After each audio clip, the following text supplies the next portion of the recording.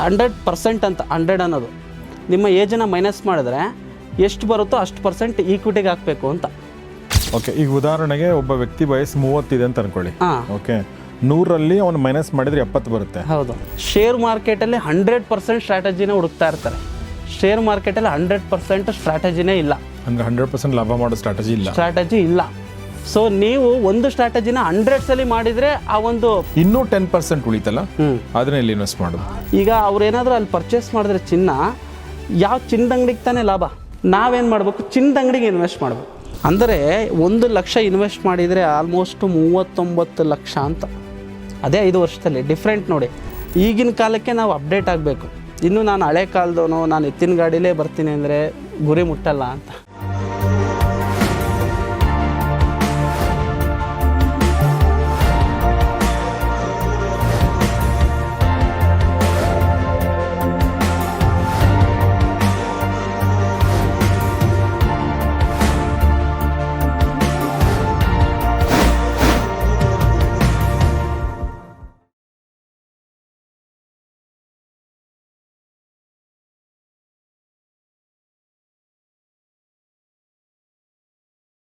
ಸ್ನೇಹಿತರೆ ನಮಸ್ಕಾರ. ಗೌರಿ ಶಕ್ಕಿ ಸ್ಟುಡಿಯೋದ ವಿಶೇಷ ಕಾರ್ಯಕ್ರಮ ಮಹಾಮನಿ ನಿಮಗೆಲ್ಲ ಆತ್ಮೀಯ ಸ್ವಾಗತ. ನಾನು ಗೌರಿ ಶಕ್ಕಿ. ನಮ್ಮೊಂದಿಗಿದ್ದಾರೆ ನವೀನ್ ಕೊಡಗೂರು. ಬನ್ನಿ ಅವ್ರನ್ನ ವೆಲ್ಕಮ್ ಮಾಡೋಣ. ನವೀನ್ ಅವರೇ, ನಿಮಗೆ ಕಾರ್ಯಕ್ರಮಕ್ಕೆ ಸ್ವಾಗತ. ನವೀನ್ ಅವರು ಟಿಡಿ ಅಕಾಡೆಮಿಯ ದಾವಣಗೆರೆ ಬ್ರಾಂಚ್ನ ಮುಖ್ಯಸ್ಥರು. ಕಳೆದ 1 ವರ್ಷದಿಂದ ಆ ಬ್ರಾಂಚ್ ನಡೀತಾ ಇದೆ. ಎಷ್ಟು ಜನರಿಗೆ ಈವರೆಗೆ ನೀವು ಟೀಚ್ ಮಾಡಿದ್ದೀರಾ ನವೀನ್ ಅವರೇ? ನಾನು ಸುಮಾರು ಒಂದು 4-5 ಸಾವಿರ ಜನಕ್ಕೆ ನಾನು ಪಾಠ ಮಾಡಿದ್ದೀನಿ. ಸೊ ಜನಗಳು ಎಲ್ಲ ಬಂದು ಕಲ್ತ್ಕೊಂಡು ಸೊ ಇದನ್ನೇ ಪ್ರೊಫೆಷ್ನಲ್ ಆಗಿ ಕೂಡ ತೊಗೊಂಡಿದ್ದಾರೆ. ಸೊ ಪರ್ಸ್ನಲ್ ಮೆಂಟರಾಗಿ ಕೂಡ ತುಂಬ ಜನಕ್ಕೆ ನಾನು ಟೀಚ್ ಮಾಡ್ತಾಯಿದ್ದೀನಿ. ಸೊ ಅದರಿಂದ ಎಷ್ಟೋ ಜನ ಸಕ್ಸಸ್ ಆಗಿ ಇದನ್ನ ಕೂಡ ಮಾಡ್ತಾಯಿದ್ದಾರೆ. ಮನೆಯಲ್ಲೇ ಕೂತ್ಕೊಂಡು ಇವತ್ತು ಸ್ವಲ್ಪ ಟ್ರೇಡಿಂಗು, ಇನ್ವೆಸ್ಟ್ಮೆಂಟ್ ಮಾಡಿಕೊಂಡು ದುಡ್ಡನ್ನು ಕೂಡ ಅರ್ನ್ ಮಾಡ್ತಾಯಿದ್ದಾರೆ. Very nice. ಸೊ ದಾವಣಗೆರೆ ಹತ್ತಿರ ಇದ್ದರೆ ನೀವು ಅವ್ರನ್ನ ಸಂಪರ್ಕಿಸ್ಬೋದು. ಅವ್ರ ಫೋನ್ ನಂಬರ್ನ ಕೊಟ್ಟಿರ್ತೀನಿ. ಆದರೆ ಇವತ್ತು ನಾನು ಭಾಳ ಇಂಪಾರ್ಟೆಂಟ್ ಆಗಿರುವಂಥ ಒಂದು ಟಾಪಿಕ್ ಬಗ್ಗೆ ಮಾತಾಡೋಕ್ಕೆ ಕೂತ್ಕೊಂಡಿದ್ದೀನಿ. ಅದೇನೆಂದರೆ ಅಸೆಟ್ ಅಲೋಕೇಶನ್. ಅಸೆಟ್ ಅಲೋಕೇಶನ್ ಅಂದರೆ ಬೇಸಿಕಲಿ ನಿಮ್ಮ ಹತ್ರ ಒಂದು 100 ರೂಪಾಯಿ ಇದೆ ಅಂದ್ಕೊಳ್ಳಿ ಉದಾಹರಣೆಗೆ. ಆ 100 ರೂಪಾಯಿನ ಇನ್ವೆಸ್ಟ್ ಮಾಡಬೇಕು ಅಂತ ಅಂದ್ಕೊಂಡಿದ್ದೀರಿ ಅಂತಂದರೆ ಎಲ್ಲೆಲ್ಲಿ ಇನ್ವೆಸ್ಟ್ ಮಾಡಬೇಕು ಅನ್ನೋದು ತುಂಬ ಮುಖ್ಯ ಅಲ್ವಾ? ಈಗ ನೀವು ಹೋಗಿ ಒಂದೇ ಕಡೆ ಅದನ್ನು ಇನ್ವೆಸ್ಟ್ ಮಾಡೋದು ಯಾವುದೇ ಕಾರಣಕ್ಕೂ ಸರಿಯಲ್ಲ. ಅದು ತುಂಬ ಜನರಿಗೆ ಗೊತ್ತಿದೆ, ಒಂದೇ ಬಾಸ್ಕೆಟಲ್ಲಿ ಎಲ್ಲ ಎಗ್ಗಳನ್ನ ಹಾಕಿಬಿಡಿ ಅಂಥೇಳಿ, ಬೇರೆ ಬೇರೆ ಕಡೆ ಹಾಕಿ. ಬಟ್ ಎಲ್ಲಿ ಎಷ್ಟು ಹಾಕಬೇಕು ಅನ್ನೋದು ಗೊತ್ತಿರಲ್ಲ. ಹೀಗಾಗಿ ನಿಮ್ಮ ಒಂದು ಅನುಭವದ ಆಧಾರದ ಮೇಲೆ ಏನು ಹೇಳೋಕ್ಕೆ ಇಷ್ಟಪಡ್ತೀರಿ ನವೀನ್? ಇವಾಗ ಅಸೆಟ್ ಅಂದರೆ ಅದಕ್ಕೆ ಕರೆಕ್ಟಾಗಿ ಮೀನಿಂಗೇ ಗೊತ್ತಿಲ್ಲ ತುಂಬ ಜನಕ್ಕೆ. ಅಸೆಟ್ ಅಂದರೆ ನೀವು ಇನ್ವೆಸ್ಟ್ ಮಾಡೋ ದುಡ್ಡಿಂದ ಇನ್ಕಮ್ ಜನ್ರೇಟ್ ಆಗ್ತಾಯಿದೆ ಅಂದರೆ ಅದು ಅಸೆಟ್. ಆಗ್ತಾಯಿಲ್ಲ ಅಂತಂದರೆ ಅದು ಲಯಬಿಲಿಟಿ ಆಗಿಬಿಡುತ್ತೆ. ಇವಾಗ ಎಕ್ಸಾಂಪಲ್, ಇವಾಗ ಕಾರ್ ತೊಗೋತೀವಿ. ಈಗ ನೀವು ಒಂದು ಕಾರ್ ತೊಗೋತೀರಾ, ನಾನೊಂದು ಕಾರ್ ತೊಗೋತೀನಿ ಅಂದ್ಕೊಳ್ಳಿ. ನೀವು ಕಾರ್ ತೊಗೊಂಡು ಮನೇಲಿ ಹಂಗೆ ನಿಲ್ಲಿಸಿದ್ರೆ ಅದು ನಿಮಗೆ ಲಯಬಿಲಿಟಿ. ಕರೆಕ್ಟ್. ನಾನು ಏನಾದರೂ ಅದನ್ನು ರೆಂಟಿಗೆ ಇದನ್ನ ಬಾಡಿಗೆಗೆ ಬಿಟ್ಟರೆ ಅಥವಾ ಓಲಾ ಒಬ್ಬರಿಗೆ ಲಿಂಕ್ ಮಾಡಿಬಿಟ್ಟು ಸ್ವಲ್ಪ ಅದರಿಂದ ಇನ್ಕಮ್ ಬರ್ತಾಯಿದೆ ಅಂದರೆ ಅದು ನನಗೆ ಅಸೆಟ್ ಆಗುತ್ತೆ. ಕರೆಕ್ಟ್. ಈಗ ಮನೆ ಕಟ್ಸಿರ್ತೀವಿ ನಾವಿಬ್ಬರು. ಸೊ ನಾನು ಆ ಮನೇಲಿ ನಾನೇ ಇರ್ತೀನಿ, ಅದು ನನಗೆ ಲಯಬಿಲಿಟಿ. ನೀವು ಅದನ್ನು ರೆಂಟಿಗೆ ಕೊಟ್ಟರೆ ಅದು ಅಸೆಟ್ ಆಗುತ್ತೆ. ಸೊ ಈ ರೀತಿ ಅಸೆಟ್ ಕ್ಲಾಸಸ್ ಇದ್ದಾವೆ. ಒಂದು 4 ಅಸೆಟ್ ಕ್ಲಾಸಸ್ ಇದ್ದಾವೆ. ಅದರಲ್ಲಿ ಸ್ಟಾಕ್ ಮಾರ್ಕೆಟ್ ಕೂಡ ಒಂದು, ಅದೇ ರೀತಿ ಕಮೋಡಿಟಿ, ರಿಯಲ್ ಎಸ್ಟೇಟ್, ಮತ್ತು ಬಾಂಡ್ಸು, ಡೆಪ್ಟು, ಮತ್ತು ಫಿಕ್ಸ್ಡ್ ಡೆಪಾಸಿಟ್ ಅಂತೆಲ್ಲ ಇದ್ದಾವೆ. ಸೊ ಇವೆಲ್ಲ ಅಸೆಟ್ ಕ್ಲಾಸಸ್ಸು. ಸೊ ನಾವೆಲ್ಲ ಏನು ಮಾಡಿದ್ವಿ, ಸ್ಟಾಕ್ ಮಾರ್ಕೆಟಲ್ಲೇ ಇನ್ವೆಸ್ಟ್ ಮಾಡ್ತಾಯಿದ್ದೀವಿ. ಸ್ಟಾಕ್ ಮಾರ್ಕೆಟ್ ಏಕೆ ಅಂತಂದರೆ ಎಲ್ಲರೂ ಒಂಥರ ಈಗ ಸ್ಟಾಕ್ ಮಾರ್ಕೆಟಲ್ಲಿ ಇನ್ವೆಸ್ಟ್ ಮಾಡಿ ಒಳ್ಳೆ ಟೈಮು, ಹೌದು ಒಳ್ಳೆ ಟೈಮೇ, ಹಂಗಂತ ಎಲ್ಲ ತೊಗೊಂಡೋಗಿ ಸ್ಟಾಕ್ ಮಾರ್ಕೆಟಲ್ಲೇ ಹಾಕಬೇಕು ಅಂತಲ್ಲ. ಎಲ್ಲ ತೊಗೊಂಡೋಗಿ ಒಂದೇ ಒಂದು ಸ್ಟಾಕಲ್ಲಿ ಹೂಡಿಕೆ ಮಾಡೋದು ಅಂತಲ್ಲ. ಗೋಲ್ಡ್ ರೇಟ್ ಮೇಲಕ್ಕೆ ಹೋಗ್ತದೆ ಅಂತ ಗೋಲ್ಡ್ಗೆ ಹಾಕೋದಲ್ಲ. ಸೊ ಇವಾಗ ಪೀಕಲ್ಲಿ ಹೋಗಿ ಹಾಕಿರೋರು ಗೋಲ್ಡಲ್ಲಿ ಸಿಗಾಕೊಂಡಿದ್ದಾರೆ. ಇವಾಗ ಸ್ಟಾಕ್ ಮಾರ್ಕೆಟಲ್ಲಿ ಅಷ್ಟೇ ಹೋಗಿ ಪೀಕಲ್ಲಿ ಹಾಕಿರೋರು ಸಿಗಾಕೊಂಡಿದ್ದಾರೆ. ಈಗ ಸ್ಟಾಕ್ ಮಾರ್ಕೆಟ್ ಬೀಳ್ತಾ ಇದ್ರೆ ಏನು ಮಾಡಬೇಕು ಅನ್ನೋದು ಗೊತ್ತಿರಬೇಕು, ಯಾವುದರಲ್ಲಿ ಏನು ರಿಸ್ಕ್ ಇದೆ ಅನ್ನೋದು ಗೊತ್ತಿರಬೇಕು. ಸೊ ಇವಾಗ ನಿಮ್ಮ ಹತ್ರ ಒಂದು 10 ಲಕ್ಷ ಇದೆ ಅಂತಂದರೆ ಯಾವ ರೀತಿ ಅಸೆಟ್ ಅದನ್ನು ಅಲೋಕೇಶನ್ ಮಾಡಬೇಕು ಅನ್ನೋದನ್ನು ನೋಡೋಣ. ಫಸ್ಟು ಇವಾಗ ನಿಮ್ಮ ಹತ್ರ ಒಂದು 10 ಲಕ್ಷ ಇದ್ದರೆ ನೀವೇನು ಮಾಡಬೇಕು, ಅದರಲ್ಲಿ ಒಂದು 5 ಲಕ್ಷನ ನೀವೇನು ಮಾಡಬೇಕು, ಈಕ್ವಿಟಿಗೆ ಹಾಕಬೇಕಾಗುತ್ತೆ. ಓಕೆ, 5 ಲಕ್ಷನ ಈಕ್ವಿಟಿಗೆ. 5 ಲಕ್ಷ ಈಕ್ವಿಟಿಗೆ ಹಾಕಬೇಕಾಗುತ್ತೆ. 5 ಲಕ್ಷ ಅಂದರೆ 50%. 50%. ಓಕೆ, 50% ಈಕ್ವಿಟಿಗೆ ಹಾಕಬೇಕು. ಈಕ್ವಿಟಿ ಅಂದರೆ ಸ್ಟಾಕ್ಸ್ಗೆ ಹಾಕಬೇಕಾಗುತ್ತೆ. ಅದನ್ನು ಕಲ್ತ್ಕೊಂಡು ಒಳ್ಳೆ ಫಂಡಮೆಂಟಲ್ ಗುಡ್ ಕಂಪ್ನಿನ ಚೂಸ್ ಮಾಡಿ ಅದರಲ್ಲೂ ಒಳ್ಳೊಳ್ಳೆ ಕಂಪ್ನಿಗಳನ್ನ ನೋಡಿ ಹಾಕಬೇಕಾಗುತ್ತೆ. ಸುಮ್ಮನೆ ಹಾಕಬಾರ್ದು. ಅದರಲ್ಲಿ ಸ್ವಲ್ಪ ರಿಸ್ಕು ಇರುತ್ತೆ, ಹಾಗೆ ರಿಟರ್ನು ಇರುತ್ತೆ. ಕರೆಕ್ಟಾ? ಸೊ ಇನ್ನೊಂದು 20% ಏನು ಮಾಡಬೇಕು, ಈ ಡೆಟ್ ಫಂಡ್ಸ್ಗಳು ಬರ್ತವೆ. ಡೆಟ್ ಫಂಡ್ಸು ಅಥವಾ ಫಿಕ್ಸ್ಡ್ ಡೆಪಾಸಿಟ್ಗಳಲ್ಲಿ ಹೂಡಿಕೆ ಮಾಡಿದ್ರೆ ಅದರಲ್ಲಿ ಫಿಕ್ಸ್ಡ್ ರಿಟರ್ನ್ಗಳು ಬರ್ತಾ ಇರ್ತವೆ. ಫಿಕ್ಸ್ಡ್ ರಿಟರ್ನ್ ಈ 8% ಆಗಿರ್ಬೋದು, 6% ಆಗಿರ್ಬೋದು, ಫಿಕ್ಸ್ಡ್ ರಿಟರ್ನ್ ಬರ್ತಾ ಇರ್ತದೆ. ಇನ್ನು 20% ಗೋಲ್ಡಲ್ಲಿ ಹಾಕಬೇಕು. ಓಕೆ. ಗೋಲ್ಡಲ್ಲಿ ಯಾಕೆ ಹಾಕಬೇಕು ಅಂತಂದರೆ ಸ್ಟಾಕ್ ಮಾರ್ಕೆಟು ಬಿದ್ದಾಗ ಗೋಲ್ಡ್ ಏನಾಗುತ್ತೆ, ಮೇಲಕ್ಕೆ ಹೋಗುತ್ತೆ, ಕೋರಿಲೇಷನ್ ಉಲ್ಟಾ ಇರುತ್ತೆ. ಈಗ ರೀಸೆಂಟಾಗಿ ಒಂದು ವರ್ಷದಿಂದ ಮಾರ್ಕೆಟ್ ಯಾವಾಗ ಬೀಳೋಕ್ಕಾಯ್ತೋ ಅವಾಗ ಒಬ್ಬರು ಸ್ಟೂಡೆಂಟ್ ಬಂದಿದ್ದರು. ಅವರು ಏನು ಮಾಡಿಬಿಟ್ಟಿದ್ದಾರೆ, 5 ಲಕ್ಷಕ್ಕೆ ಏನು ಮಾಡಿಬಿಟ್ಟು ಸ್ಟಾಕ್ಸ್ನೆಲ್ಲ ಪರ್ಚೇಸ್ ಮಾಡಿದ್ದಾರೆ. ಅವಾಗೇ ಮಾರ್ಕೆಟ್ ಬೀಳೋಕ್ಕೆ ಸ್ಟಾರ್ಟ್ ಆಗಿತ್ತೆ, ಬೈದಲ್ಲಿ ಬಂದಿದ್ದರು. ನಾನು ಈಗ ಕೇಳಿದ್ರು, ಸರ್ ಈ ಥರ ಬೀಳೋಕ್ಕೆ ಸ್ಟಾರ್ಟ್ ಆಯ್ತಿದೆ, ಏನು ಮಾಡೋದು ಅಂತ. ಅದಕ್ಕೆ ಸರ್ ಏನು ಗೊತ್ತಾಗ್ತಿಲ್ಲ ಅಂತ ಹೇಳಿದ್ರು. ನೀವು ಪೋರ್ಟ್ಫೋಲಿಯೋ ಹೆಡ್ಜ್ ಮಾಡಿದ್ದೀರಾ ಅಂತ ಕೇಳಿದೆ. ಹೆಡ್ಜ್ ಅಂತಂದರೆ ಇನ್ಶೂರೆನ್ಸ್ ತೊಗೊಳ್ಳೋದು, ನಾವು ಹೆಡ್ಜ್ ಅಂತ ಹೇಳ್ತೀವಿ. ಎಲ್ಲದಕ್ಕೂ ಇನ್ಶೂರೆನ್ಸ್ ತೊಗೋಬೋದು. ಇವಾಗ ಗಾಡಿ ತೊಗೊಂಡ್ರೆ ಇನ್ಶೂರೆನ್ಸ್ ತೊಗೋತೀರಾ, ನಮಗೆ ಹೆಲ್ತ್ಗೆ ಏನಾದಾದರೆ ಇನ್ಶೂರೆನ್ಸ್ ತೊಗೋತೀರಾ. ಅದನ್ನು ಕೆಲವು ತೊಗೊಳಲ್ಲ ಯಾರು. ಗಾಡಿಗೆ ಯಾಕೆ ತೊಗೊಂಡಿದ್ದೀರಾ ಅಂತಂತಂದರೆ ಪೊಲೀಸ್ ಹಿಡಿತಾರೆ ಅಂತ ಅಂತಾರೆ. ಸೊ ಅದೇ ರೀತಿ ನಮ್ಮ ಶೇರ್ ಮಾರ್ಕೆಟಲ್ಲಿ ನಾವು ಇನ್ವೆಸ್ಟ್ ಮಾಡಿದ್ದೀವಲ್ಲ 10 ಲಕ್ಷ 5 ಲಕ್ಷ, ಅದಕ್ಕೂ ಕೂಡ ಇನ್ಶೂರೆನ್ಸ್ ತೊಗೋಬೋದು. ಹೇಗೆ ಅಂತಂತಂದರೆ ಅದು ಡೆರಿವೇಟಿವ್ ಸೆಗ್ಮೆಂಟ್ ಬರುತ್ತೆ, ಫ್ಯೂಚರ್ ಆ್ಯಂಡ್ ಆಪ್ಷನ್ಸ್. ಆ ಫ್ಯೂಚರ್ ಆ್ಯಂಡ್ ಆಪ್ಷನ್ಸ್ನ ಇಂಟ್ರೊಡ್ಯೂಸ್ ಮಾಡಿರೋದೇ ಈ ಒಂದು ಕಷ್ಟ ಕಾಲದಲ್ಲಿ ಯೂಸ್ ಆಗಲಿ ಅಂತ. ಅದನ್ನು ನಾವು ಕೆಳಗಡೆ ಬೀಳುತ್ತೆ ಅಂತಲೂ ಹಾಕ್ಬೋದು, ಮೇಲಕ್ಕೆ ಹೋಗುತ್ತೆ ಅಂತಲೂ ಹಾಕ್ಬೋದು. ಸೊ ಹೆಡ್ಜ್ ಮಾಡಿದ್ದೀರಾ ಅಂತ ಕೇಳಿದೆ, ಇಲ್ಲ ಅಂತ ಹೇಳಿದ್ರು. ಸೊ ಇವಾಗ ಅವರು ಏನು ನಾನಂದರೆ 100 ರೂಲ್ ಅನ್ನೋದು ಒಂದು ಫಾಲೋ ಮಾಡ್ತೀನಿ. ಏನು 100 ರೂಲ್ ಅಂತಂದರೆ ನಿಮ್ಮ ಏಜ್ಗೆ 100% ಅಂತ 100 ಅನ್ನೋದು ನಿಮ್ಮ ಏಜನ್ನು ಮೈನಸ್ ಮಾಡಿದ್ರೆ ಎಷ್ಟು ಬರುತ್ತೋ ಅಷ್ಟು % ಈಕ್ವಿಟಿಗೆ ಹಾಕಬೇಕು ಅಂತ. ಓಕೆ. ಈಗ ಉದಾಹರಣೆಗೆ ಒಬ್ಬ ವ್ಯಕ್ತಿ ವಯಸ್ಸು 30 ಇದೆ ಅಂತ ಅನ್ಕೊಳ್ಳಿ. ಓಕೆ, 100ರಲ್ಲಿ ಅವನು ಮೈನಸ್ ಮಾಡಿದ್ರೆ 70 ಬರುತ್ತೆ. ಹೌದು. ಸೊ 70% ಈಕ್ವಿಟಿಗೆ ಹಾಕಬೇಕು ಅಂತ.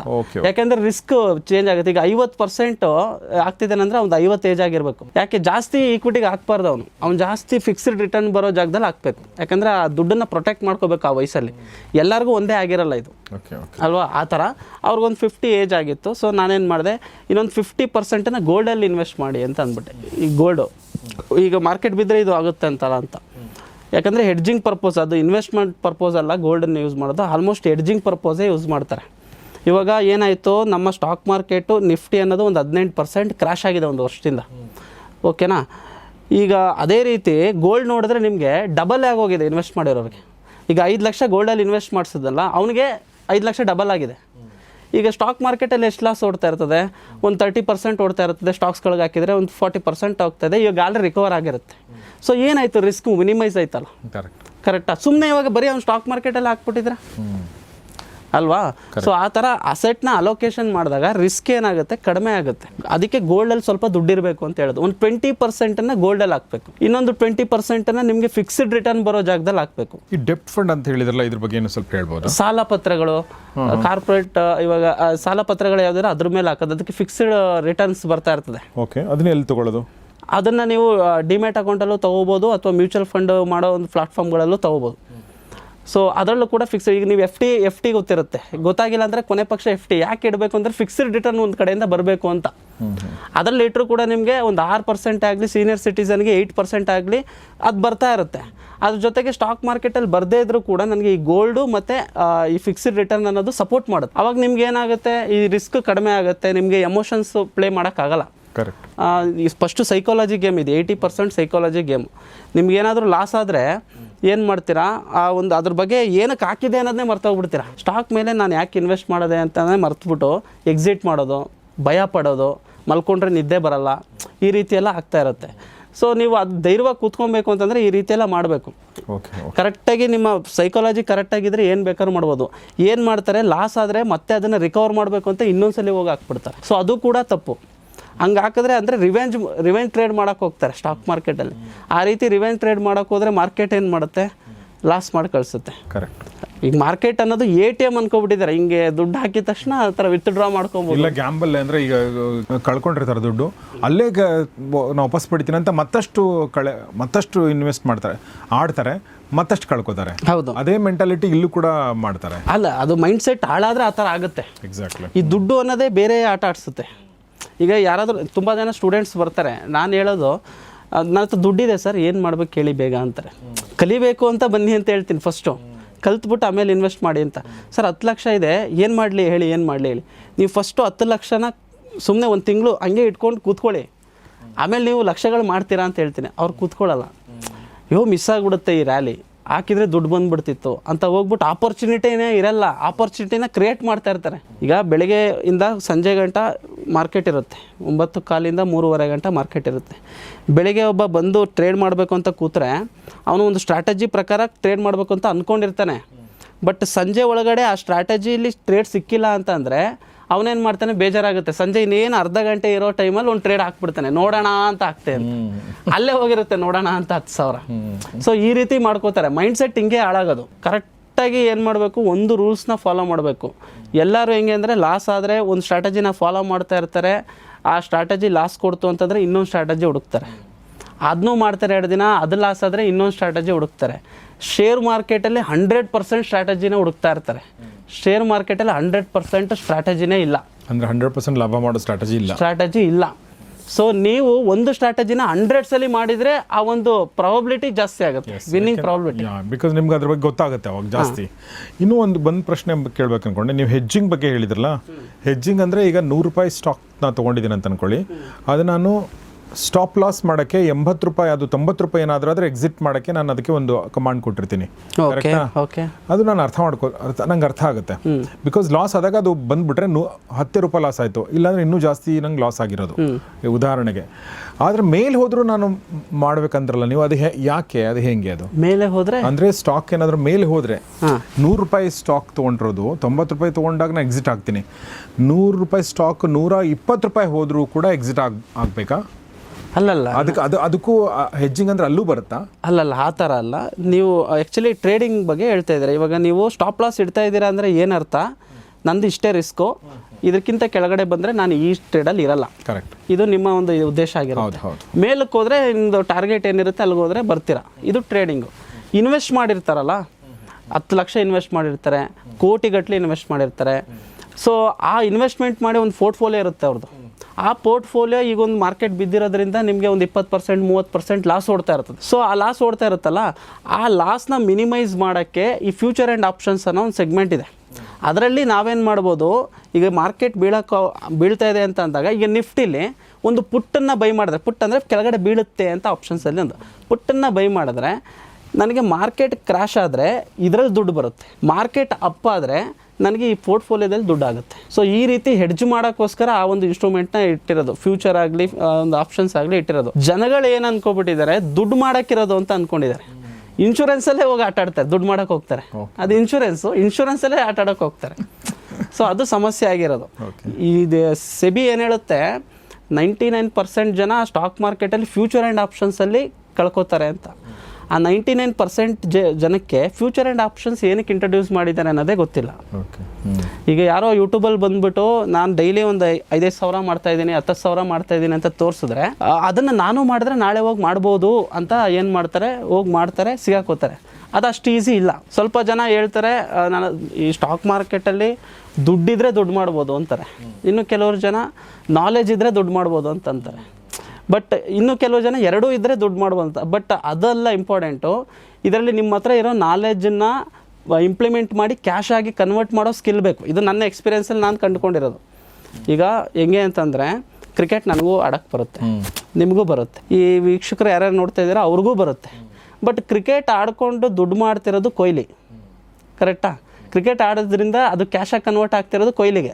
ನಾನು ಕ್ರಿಕೆಟ್ ಆಡೋದು ದುಡ್ಡು ಬರೋಲ್ಲ, ಕರೆಕ್ಟಾ? ಆ ಇಂಪ್ಲಿಮೆಂಟ್ ಮಾಡಿ ಕ್ಯಾಶಾಗಿ ಕನ್ವರ್ಟ್ ಮಾಡೋ ಸ್ಕಿಲ್ ಬೇಕು ಸ್ಟಾಕ್ ಮಾರ್ಕೆಟಲ್ಲಿ. ಆ ಸ್ಕಿಲ್ಲನ್ನು ಕಲಿಬೇಕು ಅಂತಂದರೆ ನೀವು ಆ ಒಂದು ಇನ್ಸ್ಟಿಟ್ಯೂಷನ್ ಒಳಗಡೆ ಕೂತು ಪ್ರಾಕ್ಟೀಸ್ ಮಾಡಬೇಕು ಒಬ್ಬರು ಗೈಡೆನ್ಸಲ್ಲಿ. ಸುಮ್ಮನೆ ಯೂಟ್ಯೂಬ್ಗಳು ನೋಡಿಕೊಂಡು ಇಲ್ಲ ಯಾರೋ ಫ್ರೆಂಡ್ಸ್ ಹೇಳಿದ್ರು ಅಂತ ಕೇಳಿಕೊಂಡು ಅವೆಲ್ಲ ಮಾಡೋಕ್ಕಾಗಲ್ಲ. ಒಂಥರ ಈಜು ಕಲ್ತಂಗೆ. ಬುಕ್ಕನ್ನು ಓದಿದ್ರೆ ಈ ಥರ ಈಜು ಹೊಡಿಬೇಕು ಅಂತ ಬರೆದಿರ್ತಾರಲ್ಲ, ಉಸಿರು ಈ ಥರ ಹೇಳ್ಕೊಬೇಕು ಅಂತ, ಯೂಟ್ಯೂಬಲ್ಲಿ ಈ ಥರ ಕೈ ಆಡಿಸ್ಬೇಕು ಅಂತ ಹೇಳ್ತಾ ಇರ್ತಾರೆ. ಅದನ್ನು ಕೇಳ್ಕೊಂಡು ನೀರೊಳಗಡೆ ಹಿಡಿದ್ರೆ ಏನಾಗುತ್ತೆ, ಹೋಗ್ತಾರೆ ಅಷ್ಟೇ. ಸೇಮ್ ಅದೇ ರೀತಿ. ಬಟ್ ಏನಂತಂದರೆ ಯೂಟ್ಯೂಬಲ್ಲಿ ನಿಮಗೊಂದು ಗ್ಲಿಂಪ್ಸ್ ಸಿಗುತ್ತೆ ಈ ಥರ ಇರ್ಬೋದು ಅಂತೇಳಿ. ಬಟ್ ನಿಜವಾದ ಅನುಭವ ಸಿಗೋದು ನಿಮಗೆ ಸ್ಟಾಕ್ ಮಾರ್ಕೆಟಿಂಗಲ್ಲಿ ಆ ಟ್ರೈನಿಂಗ್ ಮಾಡಿಕೊಂಡು ಇಂಪ್ಲಿಮೆಂಟ್ ಮಾಡಿದಾಗ ಅಲ್ಲೂ ಕೂಡ ನಿಮಗೆ ಟ್ರೈನಿಂಗ್ ಮಾಡಿದ ತಕ್ಷಣ ಎಲ್ಲ ಸರಿ ಆಗುತ್ತೆ ಅಂತಲ್ಲ, ಅಲ್ಲೂ ನಿಮಗೆ ಕಲಿಯುವಂಥದ್ದು ಇದ್ದೇ ಇರುತ್ತೆ ಅಲ್ವಾ? ಒಂದು ಸಲ ಈಜು ಅಂದರೆ ನಿಮಗೆ ಒಬ್ಬ ಟ್ರೈನರ್ ಕಲಿಸಿದ್ರು ಕೂಡ ಒಂದು ಸಲ ನೀವು ಮುಳುಗ್ತೀರಾ. ಬಟ್ ಟ್ರೈನರ್ ಎದುರುಗಡೆ ಇರ್ತಾನೆ, ಹಿಂಗಾಗಿ ನಾ ಹೇಳ್ತಾನೆ ಮೇಲೆ ಹೆಂಗೆ ಬರಬೇಕು ಅಂತೇಳಿ. ಹೀಗಾಗಿ ಅಲ್ಲೂ ಒಂದಷ್ಟು ನಷ್ಟಗಳು ಇದ್ದೇ ಇರುತ್ತೆ. ಬಟ್ ಹೊರಗಡೆ ಬರೋದು ಹೇಗೆ ಅಂತ ಕೂಡ ಅದು ಗೊತ್ತಾಗುತ್ತೆ. ಇನ್ನೊಂದು ಪ್ರಶ್ನೆ ಕೇಳಬೇಕು ಅನ್ಕೊಂಡೆ. ನೀವು 50% ಇಕ್ವಿಟಿನಲ್ಲಿ ಹೇಳಿದ್ರಿ, 20% ಡೆಟ್ ಫಂಡು ಅಥವಾ ಎಫ್ ಡಿನಲ್ಲಿ ಹೇಳಿದ್ರಿ, ಇನ್ನೂ 20% ಗೋಲ್ಡ್ ಅಂತ ಹೇಳಿದ್ರಿ. ಇನ್ನೂ 10% ಉಳಿತಲ್ಲ, ಅದನ್ನ ಇಲ್ಲಿ ಇನ್ವೆಸ್ಟ್ ಮಾಡೋದು. ಆ 10%ನ ಲಿಕ್ವಿಡ್ ಕ್ಯಾಶ್ ಆಗಿ ಹಂಗೆ ಇಟ್ಕೊಬೇಕು. ನನ್ನ ಹತ್ರ ದುಡ್ಡಿದೆ ಅಂತ ಎಲ್ಲ ಹಾಕ್ಬಾರ್ದು, ಕಷ್ಟ ಕಾಲದಲ್ಲಿ ಹೆಲ್ಪ್ ಆಗುತ್ತೆ. ಈ ರೀತಿ ಮಾರ್ಕೆಟ್ ಬಿದ್ದಾಗ ನಿಮಗೆ ಪೋರ್ಟ್ಫೋಲಿಯೋ ಎಡ್ಜ್ ಮಾಡೋಕ್ಕೆ ದುಡ್ಡು ಬೇಕಲ್ಲ. ಸೊ ಆ ರೀತಿ ನೀವು 10 ಲಕ್ಷ ವರ್ತ್ ಆಫ್ ಶೇರ್ಸ್ನ ತೊಗೊಂಡಿದ್ರೆ ಅಷ್ಟೇ ಶೇರ್ಸ್ನ ನೀವು ಆಪ್ಷನ್ಸಲ್ಲಿ ಜಸ್ಟ್ 1 ಲಕ್ಷಕ್ಕೆ ತೊಗೋಬೋದು. 50,000 ಇದ್ದರೆ ತೊಗೋಬೋದು. ಬಟ್ ಅದು ಕಾಂಟ್ರಾಕ್ಟ್ ಆಗಿರುತ್ತೆ. ಈ 3 ತಿಂಗಳಲ್ಲಿ ಮಾರ್ಕೆಟ್ ಬೀಳ್ಬೋದು ಅಂತ ಕಾಂಟ್ರಾಕ್ಟಿಗೆ ಕಡಿಮೆ ದುಡ್ಡು. ನಾವು ಕ್ಯಾಶ್ ಕೊಟ್ಟು ಆಸ್ತಿಗಳನ್ನ ಪರ್ಚೇಸ್ ಮಾಡಿದ್ರೆ ಜಾಸ್ತಿ ದುಡ್ಡು ಅಲ್ವಾ. ಆ ರೀತಿ ನಾವು ಈಗ ಒಂದು ಶೋರೂಮ್ಗೆ ಹೋಗಿ 1 ಲಕ್ಷ 2 ಲಕ್ಷ ಬೈಕಿಗೆ ಇನ್ಶೂರೆನ್ಸ್ ಮಾಡಿಸ್ತೀವಿ. 10 ಲಕ್ಷ ಪೋರ್ಟ್ಫೋಲಿಯೋ ಇರುತ್ತೆ, ಅದಕ್ಕೆ ಯಾರು ಇನ್ಶೂರೆನ್ಸ್ ಮಾಡಿಸಲ್ಲ ಅಲ್ವಾ. ಸೊ ಅದನ್ನು ನಾವು ಇದು ಮಾಡಬೇಕಾಗತ್ತೆ, ಅದ್ರ ಬಗ್ಗೆ ಸ್ವಲ್ಪ ತಿಳ್ಕೊಳ್ಬೇಕಾಗತ್ತೆ. ಇದು ಇನ್ಶೂರೆನ್ಸ್ ಮಾಡಿಸೋದು ಹೇಗೆ? ಇದು ಅದೇ ಹೇಳಿದ್ನಲ್ಲ, ಇವಾಗ ಮಾರ್ಕೆಟ್ ಬೀಳುತ್ತೆ ಅಂತ ಅಂದಾಗ ನೀವು ಪುಟ್ ಬೈ ಮಾಡೋದು, ಇದನ್ನ ಆಪ್ಷನ್ಸ್ ನಾಲೆಜ್ ಬೇಕಾಗುತ್ತೆ. ಇದನ್ನ ಎಲ್ಲರೂ ಮಾಡೋಕ್ಕಾಗಲ್ಲ. ಈಗ ಆಲ್ಮೋಸ್ಟ್ ಎಲ್ಲರಿಗೂ ಗೊತ್ತಿರೋದೇನು, ಸ್ಟಾಕ್ ಮಾರ್ಕೆಟಲ್ಲಿ ಹೂಡಿಕೆ ಮಾಡಬೇಕು, ಈಕ್ವಿಟಿಲಿ ಹೂಡಿಕೆ ಮಾಡಬೇಕು ಅಂತ. ಈಗ ಮಾರ್ಕೆಟ್ ಬಿದ್ದೋಯ್ತು, ಏನು ಮಾಡ್ತಾರೆ ಅವರು? ಸುಮ್ಮನೆ ಹಂಗೆ ಇರ್ತಾರೆ, ಅದು ಮೇಲಕ್ಕೆ ಹೋಗಂಟ ವೆಯ್ಟ್ ಮಾಡ್ತಾರೆ. ಅದೇ ಆಪ್ಷನ್ಸ್ನ ಕಲ್ತ್ಕೊಂಡಿರೋನು ಏನು ಮಾಡ್ತಾನೆ, ಮಾರ್ಕೆಟ್ ಬಿದ್ದರೂ ಅವನಿಗೆ ಜಾಸ್ತಿ ಲಾಸ್ ಆಗಲ್ಲ, ಯಾಕಂದರೆ ಅವನು ಪೋರ್ಟ್ಫೋಲಿಯೋನ ಹೆಡ್ಜ್ ಮಾಡಿರ್ತಾನೆ, ಅಥವಾ ಬೇರೆ ಒಂದು ಸ್ಟ್ರಾಟಜೀಸ್ಗಳನ್ನ ಮಾಡಿಕೊಂಡು ಏನೋ ಒಂದು ಸ್ವಲ್ಪ ದುಡಿತಾ ಇರ್ತಾನೆ. ಆ ರೀತಿ ಅದು ಆಪ್ಷನ್ಸನ್ನು ನಾಲೆಜ್ ಗೊತ್ತಿರೋರು ಮಾತ್ರ ಮಾಡೋಕ್ಕಾಗುತ್ತೆ, ಸುಮ್ಮನೆ ಎಲ್ಲ ಇದು ಮಾಡೋಕ್ಕಾಗಲ್ಲ. ತುಂಬ ಥರ ಇದೆ. ಇನ್ನು ಯಾರಾದರೂ ಹೊಸ ಸ್ಟೂಡೆಂಟ್ ಆಯಿತು, ಈಗ ಬಿಗಿನರ್ಸ್ಗೆ ನಾನೇನು ಹೇಳಿದೆ, ಈ ಥರ ಅಸೆಟ್ ಅಲೋಕೇಶನ್ ಮಾಡಬೇಕು ಅಂತ ಹೇಳಿದೆ. ಈಗ ಸ್ವಲ್ಪ ಅಡ್ವಾನ್ಸ್ ಇರೋರಿಗೆ, ಓಕೆ, ಇದು ಬಿಗಿನರ್ಗೆ. ಈಗ ನಾವು ಹೇಳಿದ್ದು ಬಿಗಿನರ್ಗೆ, ಓಕೆ, ಮೊದಲು ಹೊಸದಾಗಿ ಶುರು ಮಾಡೋದು. ಇನ್ನು ಅಡ್ವಾನ್ಸ್ಡ್ ಅಂತ ಬಂದರೆ ಏನು ಬರುತ್ತೆ? ಸೊ ಅಡ್ವಾನ್ಸ್ ಅಂತ ಬಂದರೆ, ಈಗ ಕೆಲವರು ಸ್ಟಾಕ್ ಮಾರ್ಕೆಟಲ್ಲಿ ಇರ್ತಾರೆ, ಸುಮ್ಮನೆ ಇನ್ವೆಸ್ಟ್ ಮಾಡ್ಕೊಂಡು ಹಂಗೆ ಇರ್ತಾರೆ. ನಾನೊಂದು ಪೋರ್ಟ್ಫೋಲಿಯೋ ಹೇಳ್ತೀನಿ, ಆ ರೀತಿ ನೀವೇನಾದರೂ ಒಂದು ಪೋರ್ಟ್ಫೋಲಿಯೋನ ಕ್ರಿಯೇಟ್ ಮಾಡಿದ್ರೆ ಯಾವ ರೀತಿ ನಿಮ್ಮ ದುಡ್ಡನ್ನು ದುಡಿಸ್ಬೋದು, ಏನು ಅಡ್ವಾಂಟೇಜಸ್ ಇದೆ ಅನ್ನೋದು ಗೊತ್ತಾಗುತ್ತೆ. ಓಕೆ. ಸೊ ನಿಮ್ಮ ಹತ್ರ ಒಂದು 10 ಲಕ್ಷ ಇದೆ ಅಂತ ಅಂದ್ಕೊಳ್ಳಿ, ನಾನು ಪರ್ಸೆಂಟೇಜಲ್ಲಿ ಹೇಳ್ತೀನಿ. 10 ಲಕ್ಷ ಇದೆ ಅಂತ ಅಂದ್ಕೊಳ್ಳಿ, ಅದರಲ್ಲಿ ಮಾಮೂಲಿ 60% ನೀವು ಈಕ್ವಿಟಿಲೇ ಇನ್ವೆಸ್ಟ್ ಮಾಡಬೇಕಾಗತ್ತೆ, ಸೇಮ್ ಈಕ್ವಿಟಿಲಿ. ಆ ಈಕ್ವಿಟಿಲಿ ಯಾವ ರೀತಿ ಮತ್ತೆ ಡೈವರ್ಸಿಫಿಕೇಷನ್ ಯಾವ ರೀತಿ ಮಾಡಬೇಕಾಗುತ್ತೆ ಅಂತಂದರೆ, ನಿಮಗೆ ಲಾರ್ಜ್ ಕ್ಯಾಪ್ ಕಂಪ್ನಿಗಳು ಅಂತ ಬರುತ್ತೆ. 50,000 ಕೋಟಿಗಿಂತ ಹೆಚ್ಚು ಮಾರ್ಕೆಟ್ ಕ್ಯಾಪ್ ಹೊಂದಿರೋ ಕಂಪ್ನಿಗಳನ್ನು ಲಾರ್ಜ್ ಕ್ಯಾಪ್ ಅಂತ ಕರೀತಾರೆ. ದೊಡ್ಡ ಕಂಪ್ನಿಗಳು, ಆಲ್ರೆಡಿ ಗೆದ್ದು ನಿಂತಿರೋ ಕಂಪ್ನಿಗಳು, ಎಲ್ಲರಿಗೂ ಗೊತ್ತಿರುತ್ತೆ. ಇನ್ಫೋಸಿಸ್ ಅಂದರೆ ಗೊತ್ತು, ರಿಲಯನ್ಸ್ ಅಂದರೆ ಗೊತ್ತು, HDFC ಅಂತ ಅಂದರೆ ಗೊತ್ತು. ಸೊ ಆ ಥರ ಒಳ್ಳೆ ಕಂಪ್ನಿಗಳ ಮೇಲೆ, ಅಂದರೆ ಮರಗಳ ಮೇಲೆ, ದೊಡ್ಡ ದೊಡ್ಡ ಆಳೆ ಬೆಳೆದು ನಿಂತಿರ್ತಾವಲ್ಲ ಅಂಥ ಮರಗಳು, ಅವು ಚೆನ್ನಾಗಿ ಪರ್ಫಾರ್ಮೆನ್ಸ್ ಕೊಡ್ತಾ ಇರ್ತವೆ. ಅಂಥದ್ರಲ್ಲಿ ಸೇಫಾಗಿ ನೀವು ಇನ್ವೆಸ್ಟ್ ಮಾಡಬೇಕಾಗತ್ತೆ. ಅದರಲ್ಲಿ ನೀವೇನು ಮಾಡಬೇಕು, ಈ 6 ಲಕ್ಷದಲ್ಲಿ, ಅಂದರೆ 10 ಲಕ್ಷಕ್ಕೆ 60% ಅಂದರೆ 6 ಲಕ್ಷ ಆಗುತ್ತೆ. ಅದರಲ್ಲಿ ನೀವೇನು ಮಾಡಬೇಕು, ಆ 6 ಲಕ್ಷದಲ್ಲಿ ಮತ್ತೆ ಡೈವರ್ಸಿಫಿಕೇಷನ್ ಹೇಳ್ತಾ ಇದ್ದೀನಿ. ಒಂದು ಪೋರ್ಟ್ಫೋಲಿಯೋ ಮಾಡಬೇಕು ಅಂತಂದರೆ ಲಾರ್ಜ್ ಕ್ಯಾಪ್ಗೆ ಸ್ವಲ್ಪ ಹಾಕಬೇಕು, ಮಿಡ್ ಕ್ಯಾಪ್ಗೆ ಸ್ವಲ್ಪ ಹಾಕಬೇಕು, ಮತ್ತು ಸ್ಮಾಲ್ ಕ್ಯಾಪ್ಗೆ ಸ್ವಲ್ಪ ಹಾಕಬೇಕು, ಗೋಲ್ಡ್ಗೆ ಸ್ವಲ್ಪ ಹಾಕಬೇಕು, ETF ಸ್ವಲ್ಪ ಹಾಕಬೇಕು. ಓಕೆ.